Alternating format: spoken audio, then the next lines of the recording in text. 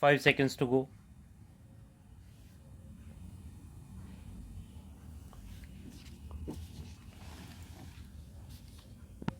Start. Notwithstanding anything contained in the Code of Criminal Procedure 1973 2 of 1974, every offence punishable under this Act shall be cognizable. No person accused of an offence punishable for offences under Section 19 or Section 24 or Section 27A and also for offences involving commercial quantity shall be released on bail or on his own bond unless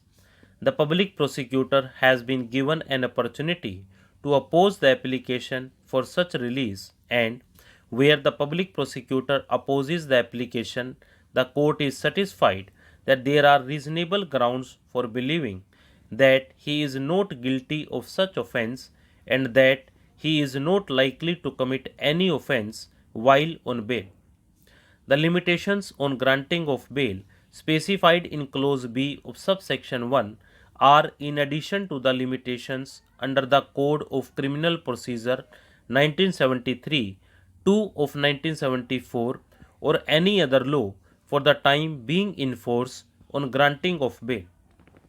A plain reading of the aforesaid provision would indicate that the accused arrested under the NDPS Act 1985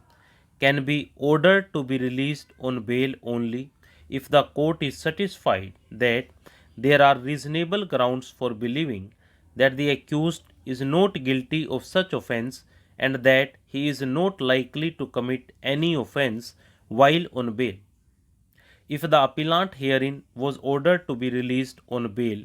despite the rigors of Section 37 of the NDPS Act 1985, then the same is suggestive that the court concerned might not have found any prima facie case against him. Had this fact been brought to the notice of the detaining authority, then it would have influenced the mind of the detaining authority one way or the other on the question whether or not to make an order of detention. The state never thought to ever challenge the bail orders passed by the special court releasing the appellant on bail. In Asha Devi versus Additional Chief Secretary to the Government of Gujarat and another 1979 Criminal Law Journal 203, this court pointed out that if material or vital facts which would influence the minds of the detaining authority one way or the other on the question whether or not to make the detention order are not placed before or are not considered by the detaining authority, it would vitiate its subjective satisfaction, rendering the detention order illegal.